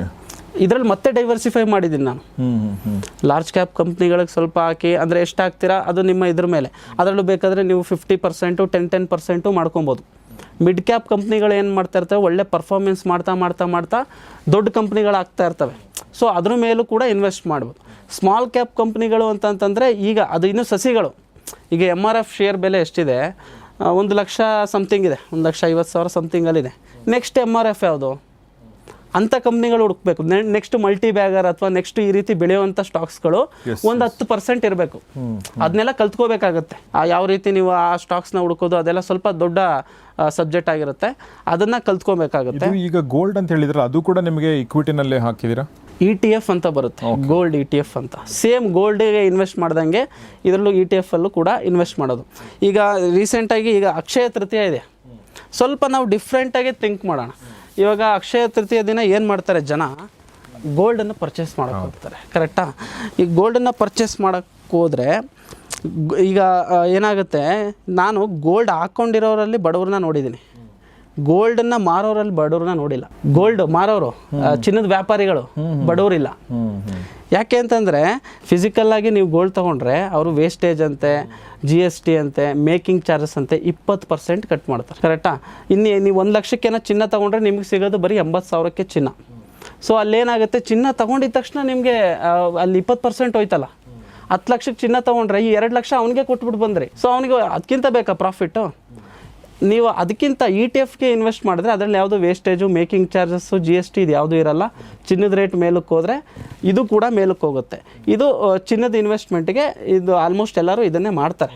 ಸೊ ನಾನು ಸ್ವಲ್ಪ ಡಿಫ್ರೆಂಟಾಗಿ ಥಿಂಕ್ ಮಾಡ್ತೀನಿ. ಈ ಜನ ಏನು ಮಾಡ್ತಾರೋ ಅದ್ರ ವಿರುದ್ಧ ನಾವು ಮಾಡಬೇಕು. ಈಗ ಜನ ಏನು ಮಾಡ್ತಾರೆ, ಈಗ ಅಕ್ಷಯ ತೃತೀಯ ಬರ್ತಾ ಇದೆ, ಎಲ್ಲರೂ ಹೋಗಿ ಕ್ಯೂ ನಿಂತಿರ್ತಾರೆ. ಈಗ ಎಲ್ಲ ನನಗೊಂದು 10 ಗ್ರಾಮ್ ಕೊಡಿ ಸರ್, ನನಗೊಂದು 100 ಗ್ರಾಮ್ ಕೊಡಿ ಅಂತ ಹೇಳ್ತಾರೆ. ನಾವೇನು ಮಾಡಬೇಕು, ಈಗ ಅವ್ರೇನಾದರೂ ಅಲ್ಲಿ ಪರ್ಚೇಸ್ ಮಾಡಿದ್ರೆ ಚಿನ್ನ, ಯಾವ ಚಿನ್ನದ ಅಂಗಡಿಗೆ ತಾನೇ ಲಾಭ. ನಾವೇನು ಮಾಡಬೇಕು, ಚಿನ್ನದ ಅಂಗಡಿಗೆ ಇನ್ವೆಸ್ಟ್ ಮಾಡಬೇಕು. ಚಿನ್ನದ ಅಂಗಡಿಗಳು ಯಾವ್ಯಾವ ಇದ್ದಾವೆ ನಿಮಗೆ? ಕಲ್ಯಾಣ್ ಜ್ಯುವೆಲರ್ಸ್ ಗೊತ್ತು, ಟೈಟಾನ್ ಗೊತ್ತು, ತಂಗಮಲೈ ಜ್ಯುವೆಲರ್ಸ್ ಅಂತ ಇದೆ. ಇವೆಲ್ಲ ಜ್ಯುವೆಲರ್ಸ್ ಸ್ಟಾಕ್ ಮಾರ್ಕೆಟಲ್ಲಿ ಲಿಸ್ಟ್ ಆಗಿದ್ದಾವೆ. ಸೊ ನಾನು ಸ್ವಲ್ಪ ಅಡ್ವಾನ್ಸಾಗಿ ಹೇಳ್ತಾ ಇದ್ದೀನಿ. ETF ಅನ್ನೋದು ಸೇಫು. ಬಟ್ ಈಗ ಚಿನ್ನದ ಅಂಗಡಿ ನಷ್ಟ ಆಗಿರೋದು ನೋಡಿದ್ದೀರಾ ಎಲ್ಲಾದರೂ? ಚಿನ್ನದ ಅಂಗಡಿ ನಷ್ಟ ಆಗೇ ಇಲ್ಲ. ಉದಾಹರಣೆಗಳು ಕಡಿಮೆ, ಬಟ್ ಚಿನ್ನದ ಅಂಗಡಿಗಳು ಬೆಳೀತಾನೆ ಇರ್ತವೆ. ಇವಾಗ ಚಿನ್ನ ನಾನೊಂದು 2020ರಲ್ಲಿ ಚಿನ್ನ ಒಂದು 5,000ದಲ್ಲಿ ಇತ್ತು. ಸೊ ಅವಾಗೇನಾದರೂ ನಾನು ಫಿಸಿಕಲ್ ಚಿನ್ನ ತೊಗೊಂಡಿದ್ದಿದ್ರೆ 5,000ದಲ್ಲಿದ್ದಾಗ 1 ಲಕ್ಷಕ್ಕೆ ನನಗೆ ಒಂದು ಫಿಸಿಕಲ್ ಚಿನ್ನ 1 ಲಕ್ಷಕ್ಕೆ ತೊಗೊಂಡಿದ್ದೆ. ಇವಾಗ ಏನಾಗಿರುತ್ತೆ ನನ್ನ ಇನ್ವೆಸ್ಟ್ಮೆಂಟು? ಈಗ ಒಂದು 15,000 ಸಮಥಿಂಗಲ್ಲಿದೆ, 13-15,000 ಆಸುಪಾಸಲ್ಲಿದೆ ಒಂದು ಚಿನ್ನದ ರೇಟು. ಸೊ ನನಗೆ ನಾ 5 ವರ್ಷದಿಂದ ಇನ್ವೆಸ್ಟ್ ಮಾಡಿದ್ದು ಫಿಸಿಕಲ್ ಚಿನ್ನ. ಸೊ ಇವಾಗ ಏನಾಗಿದೆ, ಆಲ್ಮೋಸ್ಟ್ 2 ಪಟ್ಟಾಗಿದೆ. ಕರೆಕ್ಟಾ?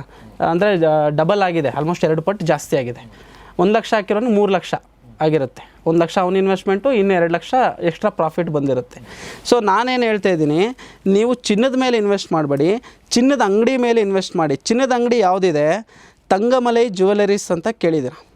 ಇದು ಒಂದು ತಮಿಳ್ನಾಡು ಅಲ್ಲಿರೋ ಫೇಮಸ್ ಜ್ಯುವೆಲರಿ ಶಾಪ್. ಸೊ ಈ ಒಂದು ತಂಗಮಲೈ ಜ್ಯುವೆಲರೀಸ್ಗೆ ಏನಾದರೂ ನೀವು 2020 ಅದೇ 5 ವರ್ಷದಿಂದ ಹಾಕಿದ್ದಿದ್ರೆ ಏನಾಗ್ತಿತ್ತು ಅಂತ. ಸೊ 2020ರಲ್ಲಿ ಈ ಒಂದು ಕಂಪನಿಯ ಶೇರ್ ಪ್ರೈಸ್ ಎಷ್ಟಿತ್ತು, ಜ್ಯುವೆಲರಿ ಶಾಪ್ ಶೇರ್ ಪ್ರೈಸು 108 ಇತ್ತು ಸರ್. 108 ರೂಪಾಯಿ. 108. ಪ್ರೆಸೆಂಟ್ ಇವಾಗ ಎಷ್ಟಿದೆ, 4,371 ರೂಪಾಯಿ ಇದೆ. ಮೈ ಗಾಡ್, ಇಟ್ಸ್ ಹಾಂ. ಅಂದರೆ 1 ಲಕ್ಷ ಇನ್ವೆಸ್ಟ್ ಮಾಡಿದರೆ ಆಲ್ಮೋಸ್ಟ್ 39 ಲಕ್ಷ ಅಂತ. ಅದೇ 5 ವರ್ಷದಲ್ಲಿ ಡಿಫ್ರೆಂಟ್ ನೋಡಿ. ಫಿಸಿಕಲ್ ಚಿನ್ನ ತೊಗೊಂಡಿರೋರ್ಗೂ ಇಲ್ಲಿ ಚಿನ್ನದ ಅಂಗಡಿ ಮೇಲೆ ಇನ್ವೆಸ್ಟ್ ಮಾಡಿರೋರ್ಗೂ ಎಷ್ಟು ಡಿಫ್ರೆಂಟ್ ಆಯಿತು. ಇವನಿಗೆ 2 ಪಟ್ಟು, ಇವನಿಗೆ 39-40 ಪಟ್ಟು. ಸೊ ಈ ರೀತಿ ಸ್ವಲ್ಪ ಸ್ವಲ್ಪ ಡಿಫ್ರೆಂಟಾಗಿ ಥಿಂಕ್ ಮಾಡಿದ್ರೆ ಈ ಥರ ಅಚೀವ್ ಮಾಡ್ಬೋದು ಅಂತ. ಇದು ತಂಗಮಲೈ ಜ್ಯುವೆಲರೀಸ್. ನಮ್ಮ ಟೈಟಾನ್ ಅನ್ನೋ ಕಂಪ್ನಿ ಅದೇ 2020ರಲ್ಲಿ ಎಲ್ಲಿತ್ತು, ಸೇಮ್ 2020ರಲ್ಲಿ ನಿಮಗೆ 800 ರೂಪಾಯಲ್ಲಿತ್ತು ಸರ್. ಇವಾಗ ಎಲ್ಲಿದೆ, 4,450 ರೂಪಾಯಲ್ಲಿದೆ. 444%. ಸೊ ಇದರಲ್ಲೇ 4 ಪಟ್ಟು ಆಯ್ತಲ್ಲ, ಅದಕ್ಕಿಂತ ಜಾಸ್ತಿ ಬಂತಲ್ಲ, ಫಿಸಿಕಲ್ ಚಿನ್ನಕ್ಕಿಂತ ಜಾಸ್ತಿನೇ ಬಂತಲ್ಲ. ಸೊ ಇನ್ನೊಂದು ಕಲ್ಯಾಣ್ ಜ್ಯುವೆಲರ್ಸ್ ಕೇಳಿದ್ದೀರಾ? ಕಲ್ಯಾಣ್ ಜ್ಯುವೆಲರ್ಸ್ದು ನಾನು ಹಾಕಿದ್ದೀನಿ. ಅದು ಲೀಸ್ಟ್ ಆಗಿರೋದು ಈಗ 2022ರಿಂದ. ನಾನು ಜಸ್ಟ್ 3 ವರ್ಷದಿಂದ ತೊಗೊಂಡಿದ್ದಿದ್ರೆ ಇದೇ ಕಂಪನಿ ಜ್ಯುವೆಲರಿ ಶಾಪ್ಗೆ ದುಡ್ಡು ಹಾಕಿದ್ರೆ ಏನಾಗ್ತಿತ್ತು ಅಂತ. ಸೊ ಅವಾಗ ಎಷ್ಟಿತ್ತು, ಜಸ್ಟ್ 55 ರೂಪಾಯಿ ಇತ್ತು ಶೇರ್ ಪ್ರೈಸು. ಯಾವುದೋ ಚಿನ್ನ ವ್ಯಾಪಾರ ಮಾಡೋ ಅಂಗಡಿ ರೇಟು 55 ರೂಪಾಯಿ ಇತ್ತು. 2024 ಎಲ್ಲಿ ಗಂಟೆ ಹೋಗಿದೆ, 769 ರೂಪಾಯಿ ಗಂಟೆ ಹೋಗಿದೆ. 1291%. 1 ಲಕ್ಷ ಹಾಕಿದರೆ ಆಲ್ಮೋಸ್ಟು 12,91,000. ಓಕೆ. 2022ರಲ್ಲಿ 55 ರೂಪಾಯಿ ಇತ್ತು, 52 ರೂಪಾಯಿಲಿತ್ತು. 2024ರಲ್ಲಿ ಆಲ್ಮೋಸ್ಟ್ ಅದೆಷ್ಟು 769 ರೂಪಾಯಿಗೆ ಹೋಗಿದೆ. 769 ರೂಪಾಯಿ. ಅಂದರೆ ಏನಾಗ್ತಾಯಿದೆ ಇಲ್ಲಿ, ನಾವು ಚಿನ್ನ ಫಿಸಿಕಲ್ಲಾಗಿ ನಾವು ಬೈ ಮಾಡೋದಕ್ಕೂ ಚಿನ್ನದ ಅಂಗಡಿಗೆ ಹಾಕೋದಕ್ಕೂ ವ್ಯತ್ಯಾಸ ಇದೆ. ಚಿನ್ನದ ಅಂಗಡಿಯವನು ಯಾವತ್ತೂ ದುಡ್ಡು ಮಾಡ್ತಾನೇ ಇರ್ತಾನೆ. ಚಿನ್ನ ತಗೊಳ್ಳೋರು ಮಾಡಲ್ಲ. ಚಿನ್ನ ತಗೊಳ್ಳೋರು ಎಮೋಷನ್ಸಲ್ಲಿ ತಗೋತಾ ಇರ್ತಾರೆ. ಅದೊಂದು ಎಮೋಷನ್ಸ್ ಹಾಕೋಬೇಕು.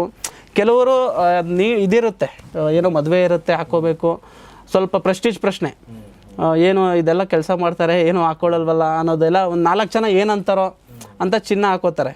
ಬಟ್ ಇನ್ವೆಸ್ಟ್ಮೆಂಟ್ ಅಂತ ಮಾಡೋಕ್ಕೆ ಹೋಗಬೇಕು ಅಂತಂದರೆ ನೀವು ಚಿನ್ನನ ಫಿಸಿಕಲಾಗಿ ತೊಗೊಳಕ್ಕಿಂತ ಡಿಜಿಟಲಾಗಿ ತೊಗೊಳ್ಳಿ, ಇಲ್ಲ ಚಿನ್ನದ ಅಂಗಡಿಗೆ ಹಾಕಿ. ಸೊ ಇದು ಸ್ವಲ್ಪ ಅಡ್ವಾನ್ಸ್ ಇರುತ್ತೆ. ಸ್ವಲ್ಪ ಅದನ್ನು ಅರ್ಥ ಮಾಡ್ಕೊಬೇಕಾಯ್ತು, ಯಾವ ಚಿನ್ನದ ಅಂಗಡಿ ಇವೆಲ್ಲ ನೋಡಬೇಕಾಗತ್ತೆ. ಇವು ಆಲ್ಮೋಸ್ಟು ಎಲ್ಲ ಝೀರೋ ಆಗಿರೋ ಒಂದು ಹಿಸ್ಟ್ರಿ ಕಥೆನೇ ಇಲ್ಲ. ಸೊ ಇದಕ್ಕೆ ಹಾಕ್ಬೋದು ಅಂತ ಹೇಳ್ತಾ ಇದ್ದೀನಿ ನಾನು. ಇದು ಈಗ ಈ ಒಂದು ಯುದ್ಧ ಸಮಯದಲ್ಲಿ ಕಡಿಮೆ ಆಗಿದೆಯಾ ಇದ್ರದ್ದೆಲ್ಲ ಪ್ರೈಸ್ ಯುದ್ಧ ಆಗ್ತಾ ಇರೋದ್ರಿಂದ ಆಲ್ಮೋಸ್ಟು ಎಲ್ಲ ಶೇರ್ಸ್ಗಳು ಕ್ರ್ಯಾಶಸ್ ಆಗಿದೆ. ಏನಕ್ಕೆ ಅಂದರೆ ಪ್ಯಾನಿಕ್ ಸೆಲ್ಲಿಂಗೇ ಬೇರೆ. ಈಗ ಬೈದಲ್ಲಿ ಸೆಲ್ ಮಾಡಿ ಹೊರಗಡೆ ಹೋಗೋದೇ ಬೇರೆ. ಬಟ್ ಈ ಕಂಪ್ನಿಗಳು ಎಲ್ಲ ಕಂಪ್ನಿಗಳು ಬೀಳುತ್ತೆ. ನಂಬರ್ 1 ಕಂಪ್ನಿಗಳು ಏನಾಗುತ್ತೆ, ಈ ಥರ ಪ್ಯಾನಿಕ್ ಇದೆ. ಕೊರೋನಾ ಬಂತು, ಯಾರಿಗೂ ಗೊತ್ತಿಲ್ಲ ಇದು ಏನು ವೈರಸ್ಸು ಏನು ಮದ್ದೇ ಗೊತ್ತಿಲ್ಲ. ಸೊ ಅಂಥ ಟೈಮಲ್ಲಿ ಮಾರ್ಕೆಟ್ ಬಿದ್ದೇ ಬೀಳುತ್ತೆ, ಮತ್ತೆ ಡಬಲ್ ಮೇಲಕ್ಕೆ ಹೋಯ್ತಾ. ಸೇಮ್ ಸಿಚುಯೇಷನ್ ಇವಾಗ ಮತ್ತೆ ಬಿದ್ದಿದೆ, ಮತ್ತೆ ಡಬಲ್ ಮೇಲಕ್ಕೆ ಹೋಗುತ್ತೆ, ತ್ರಿಬಲ್ ಮೇಲಕ್ಕೆ ಹೋಗ್ತಾನೆ ಇರುತ್ತೆ, ನೋಡ್ತಾನೆ ಹೋಗ್ತಾ ಇರುತ್ತೆ. ಅವಾಗ ಏನು ಮಾಡ್ತಾರೆ, ನಾನು ಇನ್ವೆಸ್ಟ್ಮೆಂಟ್ ಮಾಡಬೇಕು ಅಂತ ಅಂದ್ಕೊಂಡಿದ್ದೆ, ಕಾರ್ ತಗೋಬಿಟ್ಟೆ ಅಂತ. ಆಗ ಮಾಡೋಕ್ಕಾಗಲ್ಲ. ನಾವು ಏನು ಮಾಡಬೇಕು, ಸ್ವಲ್ಪ ಈಗ ನಮ್ಮ ಹತ್ರ ದುಡ್ಡಿದ್ರೆ 1 ಲಕ್ಷ ಇತ್ತು ಅಂತಂದರೆ ಫಸ್ಟ್ ಒಂದು 20% ದುಡ್ಡು ಹಾಕಿ. 20%. ಯಾಕೆಂದರೆ ಇನ್ನೂ ಬೀಳುತ್ತೆ ಅಂತಲ್ಲ, ಬಿದ್ದರೆ ತಗೋತೀನಿ ಅಂತ, ಅಥವಾ ಮೇಲಕ್ಕೆ ಹೋದರೆ ಖುಷಿ. ಇನ್ನೂ ಬಿತ್ತಾ ಇನ್ನೊಂದು 20% ಹಾಕಿ, ಇನ್ನೂ ಸ್ವಲ್ಪ ಬಿತ್ತಾ 20% ಹಾಕಿ. ಯಾಕೆಂದರೆ ನಮ್ಮ ಸ್ಟಾಕ್ ಮಾರ್ಕೆಟ್ಗೆ ಆಗ್ತಾ ಇರೋದು, ನಮ್ಮ ಇಂಡಿಯಾ ಮೇಲೆ ದುಡ್ಡು ಹಾಕ್ತಾ ಇದ್ದೀರಾ ನೀವು. ಕಂಪ್ನಿಗಳಿದ್ದರೆ ದೇಶ, ಕಂಪ್ನಿಗಳಿಲ್ಲ ಅಂದರೆ ದೇಶ ಇಲ್ಲ. ಸೊ ಆ ರೀತಿ ಈಗ 20 ವರ್ಷದಿಂದ ಹೆಂಗಿತ್ತು, ನಾವಿರೋ ಊರುಗಳು ಯಾವ ಥರ ಇತ್ತು, ಯಾವ ಥರ ಅಪ್ಡೇಟ್ ಆಗಿದ್ದಾರೆ ಜನ, ಇವಾಗ ಹೇಗಿದೆ ಅಂತ ಯೋಚನೆ ಮಾಡಿದ್ರೆ ನಿಮಗೆ ಗೊತ್ತಾಗುತ್ತೆ. ಎಕ್ಸಾಕ್ಟ್ಲಿ ಅಲ್ವಾ? ಅವಾಗೆಲ್ಲ ಫಸ್ಟು ಪತ್ರ ಬರೀತಿದ್ರಂತೆ, ಏನಾದರೂ ಆದರೆ ಈ ಥರ ನಮ್ಮ ಮನೆಯಲ್ಲಿ ತೀರೋಗಿದ್ದಾರೆ ಅಂತ ಬರೆದು ಕಳಿಸಿದ್ವಿ ಪತ್ರನ. ಕರೆಕ್ಟ್ ಅಲ್ವಾ? 1 ವಾರಕ್ಕೆ ಹೋಗ್ತಾ ಇತ್ತು ಅವಾಗ. ಇವಾಗ ಮೊಬೈಲಲ್ಲಿ ಜಸ್ಟ್ ಒಂದು ಮೆಸೇಜ್ ಸೆಕೆಂಡಲ್ಲಿ ಹೋಗ್ತದೆ. ಫೋನ್ ಮಾಡಿದ್ರೆ ಸಾಕು ಹೋಗುತ್ತೆ. ಆ ಮಂಗಳ ಗ್ರಹಕ್ಕೆ ರಾಕೆಟ್ನೇ ಕಳಿಸ್ತಾ ಇದೀವಿ, ಈಗ ಚಂದ್ರಗ್ರಹಕ್ಕೆ ಹೋಗ್ತಾ ಇದ್ದಾರಂತೆ. ಸೊ ಈ ರೀತಿ ಅಪ್ಡೇಟ್ ಆಗ್ತಾ ಇರ್ಬೇಕಾದ್ರೆ ನಾವಿನ್ನೂ ಆಗಿನ ಕಾಲದ ಒಂದು ಇದರಲ್ಲೇ ಇದ್ದರೆ, ಆಗ ಒಂದು ನೋಕಿಯೋ ಫೋನ್ ಇತ್ತು, ಹಾಗೆ ಎತ್ತಿನ ಗಾಡೀಲಿ ಹೋಗ್ತಾ ಇದ್ದೋ, ಈಗ ಬಸ್ ಇದೆ, ಟ್ರೈನ್ ಇದೆ, ವಿಮಾನ ಇದೆ. ಈಗಿನ ಕಾಲಕ್ಕೆ ನಾವು ಅಪ್ಡೇಟ್ ಆಗಬೇಕು. ಇನ್ನು ನಾನು ಹಳೆ ಕಾಲದವನು, ನಾನು ಎತ್ತಿನ ಗಾಡೀಲೇ ಬರ್ತೀನಿ ಅಂದರೆ ಗುರಿ ಮುಟ್ಟಲ್ಲ ಅಂತ. ಎಕ್ಸಾಕ್ಟ್ಲಿ. ಅಡ್ವಾನ್ಸ್ದು ಒಂದು ನಾವು ಮಾತಾಡ್ತಾ ಇದ್ವಿ, 6 ಲಕ್ಷದಲ್ಲಿ ಯಾವ ಥರ ಡೈವರ್ಸಿಫೈ ಮಾಡ್ಬೇಕಂತ ಹೇಳಿದ್ರು. ಇನ್ನು 4 ಲಕ್ಷ ಉಳಿತು, ಅದನ್ನೇನು ಮಾಡೋದು ನವೀನ್? ಆ 4 ಲಕ್ಷದಲ್ಲಿ ಮತ್ತೆ 20% ಏನು ಮಾಡಬೇಕು, ಸ್ವಲ್ಪ ಶಾರ್ಟ್ ಟರ್ಮ್ ಟ್ರೇಡಿಂಗ್ ಆಗಿ ಬಳಸ್ಕೋಬೇಕಾಗತ್ತೆ. ಈಗ ನಾನು ಹೇಳಿದ್ದೆ ಒಂದು ಎಪಿಸೋಡಲ್ಲಿ, ಈ ಥರ ಸ್ವಲ್ಪ 3 ತಿಂಗಳಲ್ಲಿ 6 ತಿಂಗಳಲ್ಲಿ ದುಡ್ಡು ಮಾಡೋದು ಹೆಂಗೆ. ಸೊ ಆ ಥರ ಸ್ಟ್ರಾಟಜಿಗಳನ್ನ ಕಲ್ತ್ಕೊಂಡು ಸ್ವಲ್ಪ ಆ ಥರದನ್ನು ಮಾಡೋಕ್ಕೆ ನೀವೇನು ಮಾಡಬೇಕಾಗತ್ತೆ, ಒಂದು 2 ಲಕ್ಷ ಇಟ್ಕೋಬೇಕಾಗತ್ತೆ. ಸ್ವಿಂಗ್ ಟ್ರೇಡಿಂಗ್ ಅಂತ ಕರೀತಾರೆ. ಒಂದು ವಾರ 15 ದಿವಸ ಇಟ್ಕೊಂಡು ಆ ಮೂಮೆಂಟಮ್ನ ಕ್ಯಾಚ್ ಮಾಡಿಕೊಂಡು ಸ್ವಲ್ಪ ಪ್ರಾಫಿಟನ್ನು ಜನ್ರೇಟ್ ಮಾಡೋಕ್ಕೆ ಈ ಒಂದು ದುಡ್ಡನ್ನು ಇಟ್ಕೊಬೇಕಾಗತ್ತೆ. ಈಗ ಇನ್ವೆಸ್ಟ್ಮೆಂಟ್ ಅಂತ ಮಾಡಿ ಸುಮ್ಮನೆ ಕೂತ್ಕೊಂಡ್ರೆ ನಿಮಗೆ ಆ ನಾಲೆಜೇ ಹೋಗ್ಬಿಡುತ್ತೆ. ನೀವೇನಾದರೂ ಮಾಡ್ತಾ ಇದ್ದಾಗಲೇ ನಿಮ್ಗೆ ಅದೊಂದು ಐಡಿಯಾ ಬರೋದು ಅಲ್ವಾ. ಸೊ ಅದರಿಂದ ಆ ಸ್ವಿಂಗ್ ಟ್ರೇಡ್ನ ಮಾಡೋಕ್ಕೆ ನೀವು ಅದೊಂದು ಬಳಸ್ಕೋಬೇಕಾಗತ್ತೆ. ಇನ್ನೂ 2 ಲಕ್ಷನ ಹಂಗೆ ಬಫರ್ ಇಡಬೇಕಾಗುತ್ತೆ. ಆ 2 ಲಕ್ಷ ಎಮರ್ಜೆನ್ಸಿ ಪರ್ಪೋಸ್. ಯಾಕೆ ಅಂದರೆ ಮಾರ್ಕೆಟ್ ಏನಾದರೂ ಬೀಳ್ತಾ ಇದೆ, ಇನ್ನೊಂದು ಸ್ವಲ್ಪ ದುಡ್ಡು ಹಾಕಕ್ಕೆ ಬೇಕಾಗುತ್ತಲ್ಲ. ಈಗ ಯಾವುದೋ ಒಳ್ಳೆ ಸ್ಟಾಕ್ಸ್ ಅಂತ ಅನ್ನಿಸ್ತಾ ಇದೆ, ಇನ್ವೆಸ್ಟ್ ಮಾಡಬೇಕು, ದುಡ್ಡಿಲ್ಲ, ಏನು ಮಾಡ್ತೀರಾ? ಅವಾಗ ಈ ಕ್ಯಾಶ್ ಇದ್ದರೆ ಏನಾಗುತ್ತೆ, ಹೆಲ್ಪ್ ಆಗುತ್ತೆ. ಪೋರ್ಟ್ಫೋಲಿಯೋ ಎಡ್ಜ್ ಮಾಡಬೇಕು ಅಂತಂದರೆ ಈ ಕ್ಯಾಶ್ ಇದ್ದರೆ ಹೆಲ್ಪ್ ಆಗುತ್ತೆ. ಸೊ ಈ ಥರ ನೀವು ಪೋರ್ಟ್ಫೋಲಿಯೋನ ರೆಡಿ ಮಾಡಿಕೊಂಡ್ರೆ ಇದರಲ್ಲಿ ಮತ್ತೆ ಇನ್ನೊಂದು ಏನು ಮಾಡ್ಬೋದು ಅಂತಂದರೆ, ಇವಾಗ ನೀವು 60% ಏನು ಮಾಡಿದ್ದೀರಾ, ಒಳ್ಳೆ ಕ್ವಾಲಿಟಿ ಸ್ಟಾಕ್ಸ್ಗಳ ಮೇಲೆ ದುಡ್ಡು ಹಾಕಿದ್ದೀರಾ. ಇದನ್ನು ಪ್ಲಡ್ಜ್ ಮಾಡಿದ್ರೆ ನಿಮಗೆ 6 ಲಕ್ಷನ ಪ್ಲಡ್ಜ್ ಮಾಡಿದ್ರೆ ನಿಮಗೇನು ಮಾಡ್ತಾನೆ, ಆಲ್ಮೋಸ್ಟ್ ಅದರಲ್ಲಿ 80% ದುಡ್ಡನ್ನು ವಾಪಸ್ ಕೊಡ್ತಾರೆ ಬ್ರೋಕರ್ಸ್. 80% ವಾಪಸ್ ಕೊಡ್ತಾನೆ, ಒಂದು 5 ಲಕ್ಷ ಸಮಥಿಂಗ್ ಸಿಗುತ್ತೆ. ಆ ದುಡ್ಡನ್ನು ಇಟ್ಕೊಂಡು ಏನು ಮಾಡ್ಬೋದು, ನೀವು ಆಪ್ಷನ್ಸನ್ನು ಮಾಡ್ಬೋದು. ಆಪ್ಷನ್ಸಲ್ಲಿ ಸೇಫೆಸ್ಟ್ ಸ್ಟ್ರಾಟಜಿಸ್ಗಳಂತ ಬರುತ್ತೆ. ಜಸ್ಟ್ ನೀವು 2%, 2ರಿಂದ ಒಂದು 3ರಿಂದ 4% ಮಾಡುವಂಥ ವಿದ್ಯೆನ ಕಲ್ತ್ಕೋಬೇಕಾಗತ್ತೆ. ಆವಾಗ ಮಾರ್ಕೆಟ್ ಬಿದ್ದರೂ ಕೂಡ ನೀವು ಈ ಸ್ಟ್ರಾಟಜಿನ ಮಾಡಿಕೊಂಡು ಒಂದು 2ರಿಂದ 4% ಅರ್ನ್ ಮಾಡ್ಬೋದು, ಆಪ್ಷನ್ಸ್ ನಾಲೆಜ್ ಇದ್ದರೆ. ಸೊ ಅದ್ರ ಜೊತೆಗೆ ಈಗ ಸ್ವಿಂಗ್ ಟ್ರೇಡ್ ಅಂತ ಇದು ಮಾಡಿದ್ರೆ, ಸ್ವಿಂಗ್ ಟ್ರೇಡಿಂಗ್ ಅಂತ ಮಡಗಿದ್ದೀವಿ. ಸೊ ಸ್ವಿಂಗ್ ಟ್ರೇಡಲ್ಲಿ ಲಾಸ್ ಆಯಿತು, ಸೊ ಅದಕ್ಕೆ ಅಂತ ಎಕ್ಸ್ಟ್ರಾ ಅಲ್ಲಿ ಬಫರ್ ಕ್ಯಾಶ್ ಇಟ್ಟಿದ್ದೀನಿ. ಅದೇ ರೀತಿ ನೀವು ಆಪ್ಷನ್ಸ್ ಟ್ರೇಡ್ ಮಾಡಿದ್ರಿ, ಅದರಲ್ಲಿ ಏನಾದರೂ ನಿಮಗೆ ಲಾಸ್ ಆಯಿತು, ನೀವು ಹಾಕಿದ ತಕ್ಷಣವೇ ನಿಮಗೆ ಪ್ರಾಫಿಟ್ ಆಗುತ್ತೆ ಅಂತಲ್ಲ. ಲಿಮಿಟೆಡ್ ಲಾಸ್ ಇರುತ್ತೆ, ಹೆಡ್ಜಿಂಗ್ ಸ್ಟ್ರಾಟಜಿಸ್ಗಳಂತ ಬರುತ್ತೆ, ಲಿಮಿಟೆಡ್ ಲಾಸ್ ಇರುತ್ತೆ. ಆ ಲಿಮಿಟೆಡ್ ಲಾಸ್ ಆದರೂ ಕೂಡ ನಿಮ್ಮ ಶೇರ್ಸ್ಗಳನ್ನು ಪ್ಲಡ್ಜ್ ಮಾಡಿರೋದ್ರಿಂದ ಲಾಸ್ ಆದರೆ ಅವ್ನು ಹೇಳ್ತಾನೆ ನೀವು ದುಡ್ಡು ಎಕ್ಸ್ಟ್ರಾ ಹಾಕೊಳ್ಳಿ ಅಂತ, ಇಲ್ಲಾಂದರೆ ನಿಮ್ಮ ಶೇರ್ಸ್ಗಳನ್ನ ಮಾರ್ಬಿಡ್ತೀವಿ ಅಂತ. ಅದಕ್ಕೆ ಈ ಎಕ್ಸ್ಟ್ರಾ ಕ್ಯಾಶ್ ಇದ್ದರೆ ಏನಾಗುತ್ತೆ, ಅವ್ನು ಮಾರಲ್ಲ. ಸೊ ಅದಕ್ಕೋಸ್ಕರ ಅಲ್ಲಿ ಎಕ್ಸ್ಟ್ರಾ ಎಮರ್ಜೆನ್ಸಿ ಫಂಡ್ ಇಡ್ಸಿದ್ದೀನಿ. ಈ ರೀತಿ ಮಾಡ್ಬೋದು. ಓಕೆ. ಕೆಲವೊಂದೆಲ್ಲ ಕಾಂಪ್ಲಿಕೇಟೆಡ್ ಇದೆ, ಹಂಗೆ ಏನೋ ನಾವು ಹೇಳಿದ್ವಿ ಅಂತ ಮಾಡೋಕ್ಕೆ ಹೋಗ್ಬಿಡಿ, ಸ್ವಲ್ಪ ತಿಳ್ಕೊಂಡೆ ಮಾಡಿ. ಯಾಕೆಂದರೆ ಒಂದು ಹಂತಕ್ಕೆ ನಮಗೆ ಅರ್ಥ ಆಗುತ್ತೆ, ಒಂದು ಹಂತ ಆದಮೇಲೆ ಇದು ಸ್ವಲ್ಪ ನಮ್ಮ ಮೀರಿದ್ದು ಅಂತ ಅನಿಸುತ್ತೆ ನಮ್ಮಂಥ ಸಾಮಾನ್ಯ ಜನರಿಗೆ. ಸೊ ಹೀಗಾಗಿ ಒಂದು ಟ್ರೈನಿಂಗ್ ಅಂತ ಪ್ರಾಪರಾಗಿ ತೊಗೊಂಡೇ ಈ ಥರದ ಕೆಲಸಗಳನ್ನ ಮಾಡಿ ಅಂತ ಹೇಳ್ತಾ, ನಮಗೆ ಈ ಒಂದು ಅಸೆಟ್ ಅಲೋಕೇಶನ್ ಬಗ್ಗೆ ಭಾಳ ಬ್ಯೂಟಿಫುಲ್ಲಾಗಿ ಹೇಳಿದಂಥ ನವೀನ್ ಅವ್ರಿಗೆ ನಾನು ತುಂಬ ಥ್ಯಾಂಕ್ಸ್ ಹೇಳೋಕ್ಕೆ ಇಷ್ಟಪಡ್ತೀನಿ. ನವೀನ್, ತುಂಬ ಥ್ಯಾಂಕ್ಸ್ ನಿಮಗೆ ನಮ್ಮ ಜೊತೆ ಇಷ್ಟೊತ್ತು ಈ ವಿಚಾರನ ಶೇರ್ ಮಾಡಿದ್ರಿ. ಸೊ ನವೀನ್ ಅವರು ದಾವಣಗೆರೆ ಬ್ರಾಂಚ್ನ ಟಿಡಿ ಬ್ರಾಂಚ್ನ ಮುಖ್ಯಸ್ಥರು. ನಾನು ಈಗಾಗಲೇ ಹೇಳಿದ್ದೀನಿ, ದಾವಣಗೆರೆಯಲ್ಲಿ ನೀವಿದ್ದರೆ ಅವ್ರ ಮೂಲಕ ನೀವು ಸ್ಟಾಕ್ ಮಾರ್ಕೆಟ್ ಟ್ರೈನಿಂಗ್ ಪಡ್ಕೊಳ್ಬಹುದು, ಕಲಿಬಹುದು. ಅಕಸ್ಮಾತ್ ನೀವು ದಾವಣಗೆರೆಲಿಲ್ಲ ಅಂದರೆ ಬೇರೆ ಎಲ್ಲ ಕಡೆ ಸುಮಾರು ಕಡೆ TD ಅಕಾಡೆಮಿಗಳಿವೆ, ಅಲ್ಲೂ ಕೂಡ ನೀವು ಕಲಿಬಹುದು. ಅದರೆಲ್ಲ ಡೀಟೇಲ್ಸ್ ನಾನು ಡಿಸ್ಕ್ರಿಪ್ಷನಲ್ಲಿ ಹಾಕಿರ್ತೀನಿ. ಸೊ ನವೀನ್ ಅವರಿಗೆ ಧನ್ಯವಾದ ಹೇಳ್ತಾ ನಾನು ಈ ಒಂದು ಕಾರ್ಯಕ್ರಮ ಮುಗಿಸ್ತಾ ಇದ್ದೀನಿ. ನಿಮ್ಮ ಅನಿಸಿಕೆಗಳನ್ನ ದಯವಿಟ್ಟು ಕಮೆಂಟ್ ಬಾಕ್ಸಲ್ಲಿ ತಿಳಿಸಿ ಮತ್ತು ನಿಮ್ಮೆಲ್ಲ ಸ್ನೇಹಿತರೊಂದಿಗೆ ಈ ವಿಡಿಯೋನ ದಯವಿಟ್ಟು ಶೇರ್ ಮಾಡಿ. ನೋಡ್ತಾರೆ ಗೌರಿಶಕ್ತಿ ಸ್ಟುಡಿಯೋ, ನೋಡ್ತಾರೆ ಮಹಾಮನಿ ಕಾರ್ಯಕ್ರಮ. ನಮಸ್ಕಾರ.